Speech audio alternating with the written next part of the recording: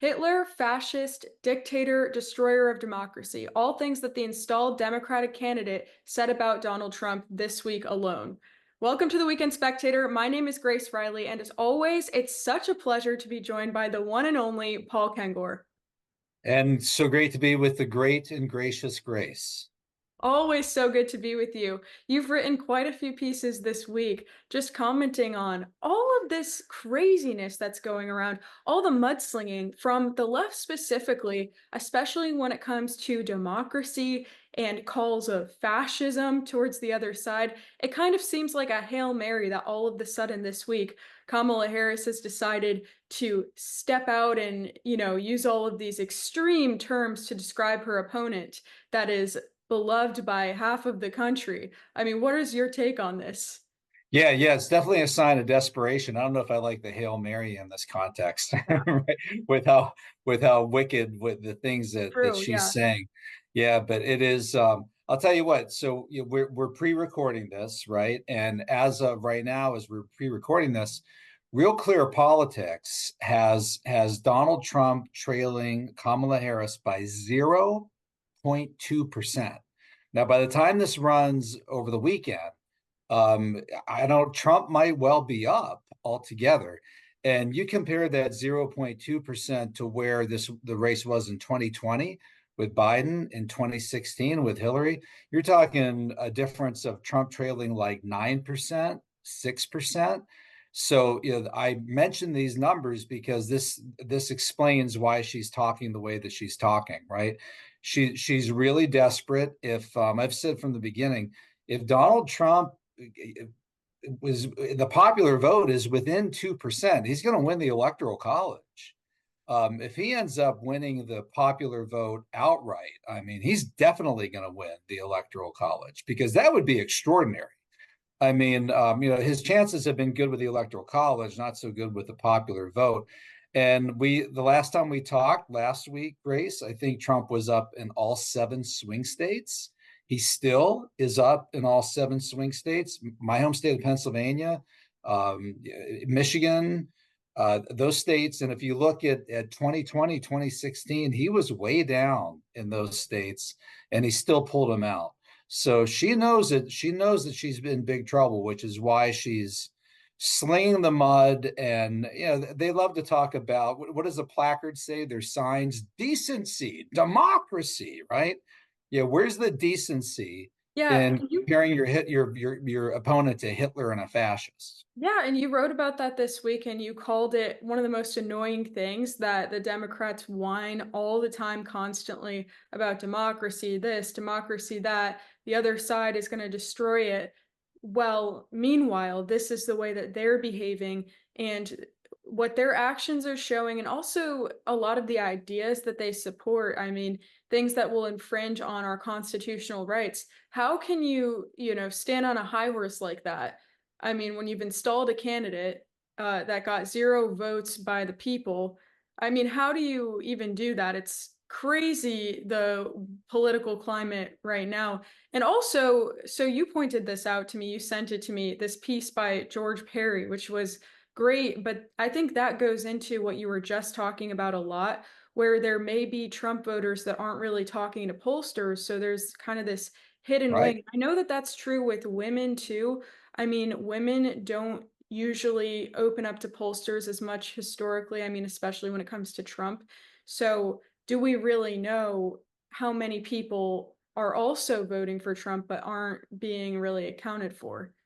Yeah, and I was advised, not just 4 years ago, but in 2016, by certain people, and I guess I won't say who would probably get them in trouble, not to tell people who I voted for.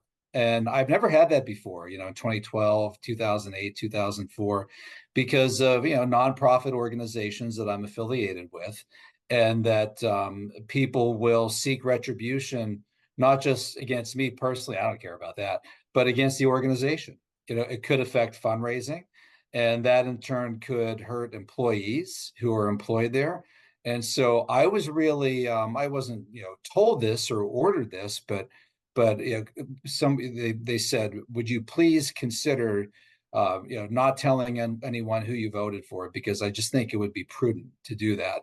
And so I'm at the point where, I mean, everybody should know how I'm going to vote as a conservative Republican. I mean, I'll tell people, I mean, I sure as heck am not going to vote for Kamala Harris, right? I mean, I'll tell people, they'll say, I didn't vote for her, right? And in 2016, I wrote somebody in. So, but the point is, this gets to George Perry's piece. People are afraid to tell anyone that they're voting for Donald Trump, and they're afraid that they're going to be canceled, that they're going to be targeted. And people are actually at the point where they're afraid of some sort of lawfare against them, of people going after it. I think I might have mentioned in the last podcast, Grace, when in April, I was at the Pennsylvania Leadership Conference and Dinesh D'Souza was speaking.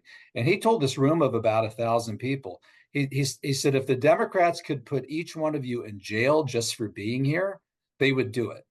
And the table next to ours, there were people rolling their eyes like, oh, what a whack job. I can't believe that he said that. But look, I get emails from these people. It is so easy. If you tell them a group of 1,000 people assembled in April 2024 at the Pennsylvania Leadership Conference of the Penn Harrison, they were MAGA supporters. They were Christian nationalists. They were extremists. Reminded us of another January 6th. That's all it takes to set these people off, and and allow them to convince themselves that you're some kind of seditionist, insurrectionist, threat to the state, threat to democracy. I got a letter this past week from a Grove City College alum who's from about 50 years ago, very liberal, taking issue with one of my recent columns, saying that I took Kamala to task for the outrageous comment that she keeps making that Trump orchestrated, quote, the greatest threat to democracy since the Civil War. And I assume that means January 6th, right? And I said, I mean, come on. That means a worse threat than 9/11, Yeah, and how Pearl many people did Harbor, they put in jail, like Americans that didn't even do anything, when there are Hamas protesters who went into the Capitol and that wasn't called an insurrection? right? I mean, That's right. it's a complete double standard. And talk about again calling the other side the threat to democracy when they do stuff like that, and calling the other side fascist. I mean, it's absolutely ridiculous. And it's really frustrating to watch too, because what do you even when there are blatant lies like that, what do you even say? You just hope people don't believe them because they're so ridiculous. And I mean, her calls this week were actually insane, especially considering the assassination attempts on Trump. I mean, talk about inciting violence, if anything. I mean, to hold a 3-minute emergency press conference just to liken Trump to Hitler, I mean, it's crazy. Right. Right. Yeah. And Trump said in that last debate with Kamala Harris, he said it's statements like that I'm a threat to the threat to democracy, that I'm going to destroy democracy. Right. What does that even mean? Yeah, and But in but but what he way? yeah, What about he Trump said is I took a like bullet over that.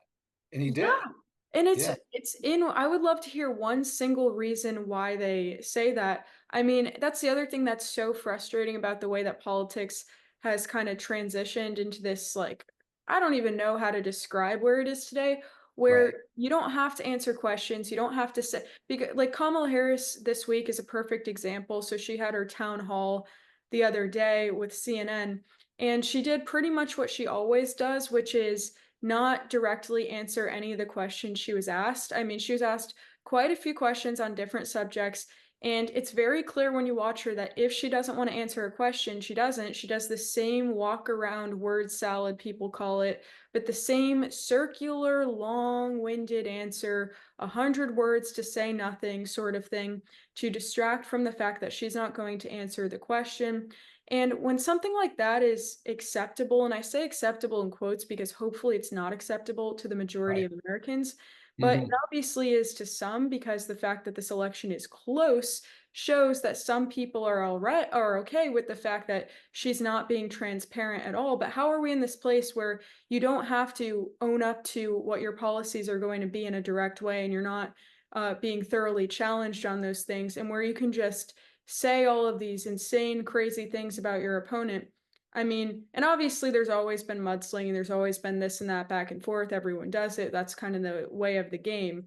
But it just especially sticks out to me combined with the rest of this of how did we get here where this is in any way acceptable without consequences or public, not humiliation's not the correct word, but public backlash of sorts where if you act like this, it discredits your character and your legitimacy. For some reason, I mean, I guess the media is propping her up still, but I don't Sure.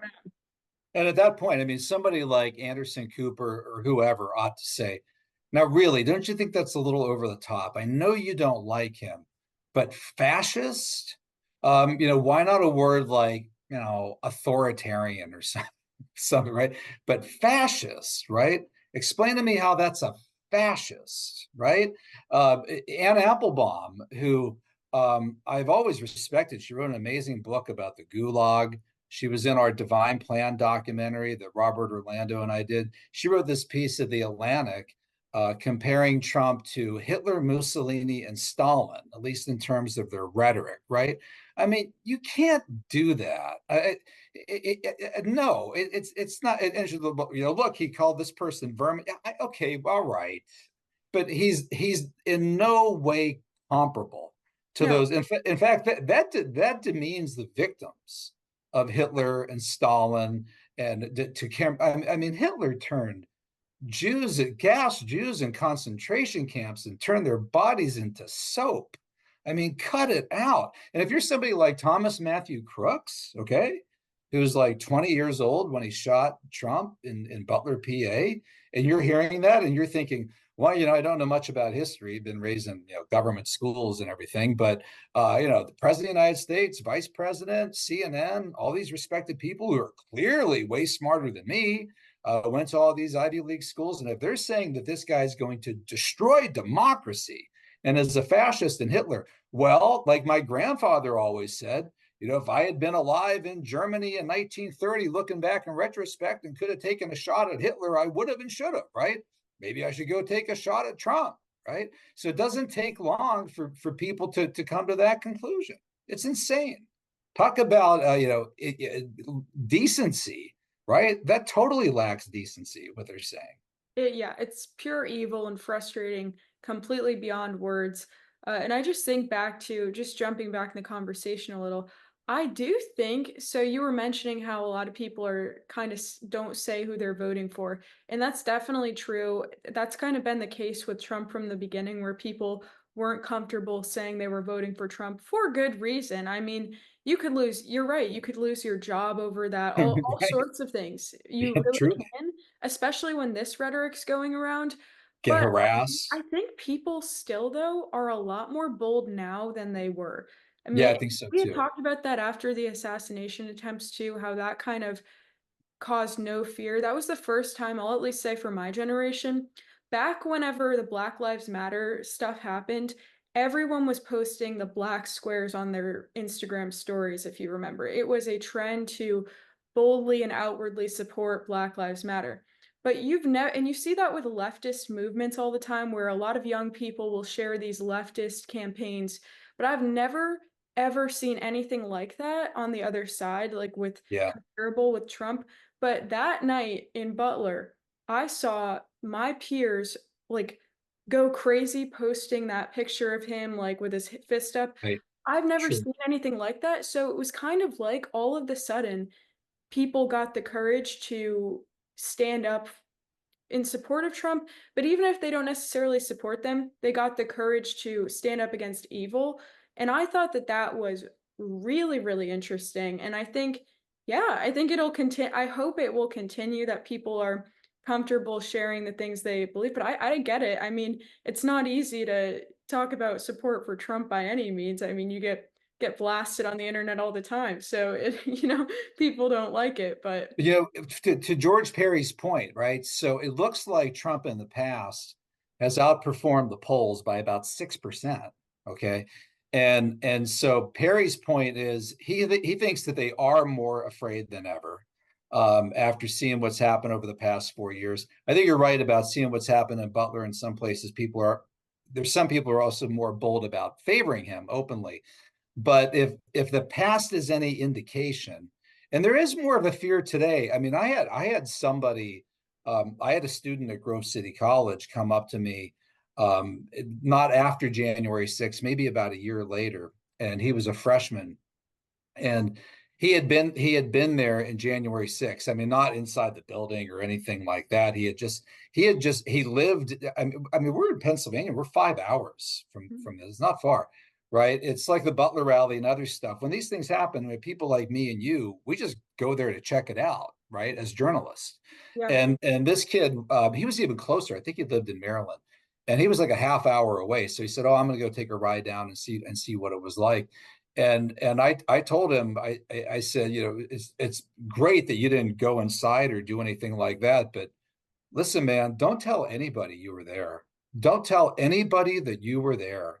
All it will take is for them to find out that you support Trump or something, and they'll go after you. I mean, they'll go after you and throw the book at you, even if you were within 100 yards of the building, right? That's how Yeah. vicious these people are. And it doesn't take much for them to whip themselves into this kind of frenzy, right? I wish I could show you that letter that Grove City alum sent to me after going through all this, saying, how'd she put it? Something like, we came very close to losing everything our founders established on that day. And I'm like, how? what, what was going to happen? Were they going to go and rip in half? Were they going to go down to the National Archives and set blaze to the only copy of the Constitution that exists, and there's none Yeah. anywhere else, anywhere? And so therefore, we would no longer have like checks and balances. Would those nut jobs of march down there, and would they eliminate Congress? Would No, would they and end the judicial branch? What are you talking about, yeah, right? well, and of It, course they free didn't have speech any ended that goals. day. Yeah. I mean, condemn it, but it's not going to end democracy. This is just so over the top. To be fair, I hear some things from people on the right sometimes, like, I think we're on the verge of a civil war. I'll tell you, if something, if Kamala wins, I'm like, well, now how would that happen, I don't think so. right? Right. Now picture that. Who would that be, right? I mean, maybe you get some guys in a militia in Montana somewhere. What, against all of the U.S. armed forces? I mean, you have to have half the countries go through a secession move. So you get all these crazy claims, but it's one thing if some wacko says it somewhere wherever, but when the vice president of the United States starts saying it as a candidate, right? When who was for Trump's former person, Kelly, made the comment this past week. Well, he says that he gets along with dictators, right? And so therefore he's like a dictator. It was a really simplistic, really bad formulation, terrible statement that he made. But it's just it's not helpful. This is not constructive. Of course not. Of course not. And I mean, I've been shaking my head the whole time, but I'm sure people watching this feel the same way where it's just so you can't even put words to how frustrating it is for this stuff to like continue to build and snowball. I'm very excited for us to know for the election to be passed where we're through this little like crazy hump of craze before the election. Not that the news cycle ever stops, but it really has been particularly wild these past few weeks, especially, and the past few months. But before we end, we wanted to touch on a piece written by Bob Terrell. He wrote a piece endorsing Trump yet again. Maybe you could give more of a breakdown to that because you probably spoke with him about it, I'm sure. Yeah, very interesting. So R.M. Material Jr., founder of the American Spectator, is September 1967, Indiana University, Bloomington. So the magazine's now into its 67th year with the same editor in chief. I mean, that's Going amazing. strong. It's just amazing. So he's 80 years old. He'll be 81 in December 2024. And he was in 2016, he was the first, and I think one of the only major conservative magazine editors to endorse Donald Trump. And I thought he was out of his mind. I thought he was crazy. I thought Jeff Lord was crazy. Who else? A few other people, David Catron and a few others. I said, you guys are out of your minds. There's no way Trump possibly can win this. I mean, no possible way. But he endorsed Trump in 2016. He knew him well. And one thing Bob often says too is that about Trump, he says from the very beginning, he said, Paul, the guy loves his country. He's a patriot. He loves his country. And you don't feel that way about Kamala Harris, right? You really don't. But anyway, so Bob endorsed Trump in 2016. He won, and then he endorsed him again in 2020. Didn't win then, and now he's endorsed him again in 2024. Bob has not been writing as much lately. He finished his memoirs about a year ago. Lately, he's had 3 columns in the last 6 or 7 weeks, and he felt important to get out there and write a column. Once again, coming out and endorsing Donald Trump. So this is a really unique situation. The only conservative magazine editor I know, major conservative publication. I mean, we're the oldest other than National Review. A couple others that are out, Commentary, Human Events has been kind of resurrected. Modern Age has been around for a while, but really it's been National Review and American Spectator from the beginning. And so Bob Terrell's been behind Donald Trump now for 3 consecutive elections. Yeah. Yeah, it's pretty great. And he's wonderful. I really like him. I was able to interview him whenever he had his book coming out back when I was interning for the American Spectator, and I've seen him a few times since, but no, he's very great. Well, all of this makes me want to homestead off in the middle of nowhere somewhere. All this craziness. But maybe someday. But in the meantime, next time we see you, it'll be right before the election. So we'll Yeah, see, a lot can happen in one week. So I'm for sure by sure. next week we'll have an entire new range of things to discuss. But thank you so much for joining us on this week's episode of the Weekend Spectator. As always, go to spectator.org for more and to read some of the pieces we've talked about in this episode. And share this with your friends, like it, boost it in any way you can. It all helps, and we appreciate you. Grazie, Grace, and we will see you all again next week. See ya.